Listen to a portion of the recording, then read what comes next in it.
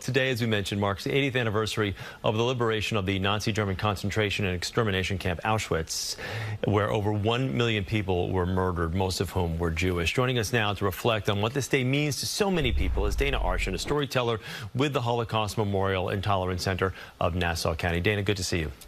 Good to see you, Chris. Thank you so much. It means so much to me that CBS cares to have me on today. Of course. It's important to keep this day alive. Extremely. You've just taken the words right from my mouth. Now, this date holds a special significance for you as the grandchild of an Auschwitz survivor. So how do you personally reflect on this day each year? Of course. So this is my poppy in the background. I don't know if you see a good photo of him, but he died last year, just shy of his 102nd birthday, and he survived 2 years of hard labor in Auschwitz. And I always felt like it was my obligation to keep his story alive because I understand that I would not be here if not for him.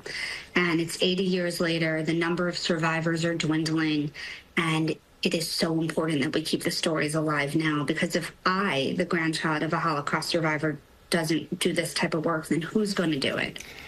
We're looking at some beautiful pictures of you at your wedding with your poppy there. Did he sit down and tell you stories of what it was like, of what his days were like there when he was younger? And I'm sure it had a massive impact on you. He did. It's funny. My mother, who's his daughter, always felt like, don't ask him, it's too traumatic. And I was always like, no, we need to ask him or we're never going to hear these stories. I was the only one in the family who would sit and ask him all these questions. You know, he arrived and right away, Joseph Mengele, the Nazi doctor of death, decided who was going to live and who was going to die. And they selected him to work and not go to the gas chamber. And he had been separated from his family. He was actually ultra-Orthodox. Both of his parents and 5 of his siblings were murdered. And every day he did hard labor. He worked in the coal mine. He then started doing bricklaying. And he reunited actually with one of his surviving brothers in Auschwitz.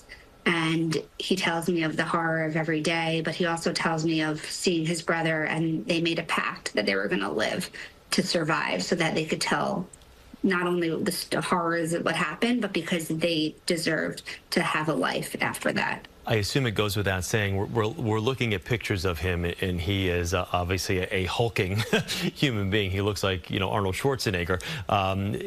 Not only just the physical strength, but just the mental strength that he must have had. I assume this is probably the strongest person you've ever come across in your life. Oh, you have no idea. And thank you for saying that, because as he got older, he loved showing everyone those pictures of him in his Speedo bathing suit. I'm not sure if that's the one you saw. But he was, until he died at 100 and nearly 102, he was with it mentally and physically. I interview, actually, I should tell you what I do for HMTC. We're this incredible Holocaust Memorial Tolerance Center on Long Island in Glen Cove. We educate tens of thousands of students every single year, including law enforcement and nurses as well, because they all had such a role during the war and their responsibility. But you talked about my poppy being so strong. At HMTC, I interview survivors in person every single week, about 100 in just the past 2 years. And I create documentaries on their lives. And I've found that in my own personal opinion, there are 3 reasons why camp survivors survived. Number 1 was pure luck. You arrived at the camp and you happened to be fit enough and chosen for work, or you're the right age, the right gender. Okay. Number 2 is wit.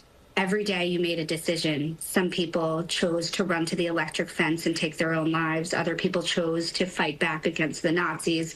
Every day my poppy chose to keep his head down and work hard and survive. Number 3 is pure genetics. He was on the death march as liberation was approaching, and the winter of 1945, with barely anything on. He was wearing pajamas and wooden clogs with no socks, and he somehow survived that after having no food, no drink. And he said people were dropping like flies, dying of frostbite.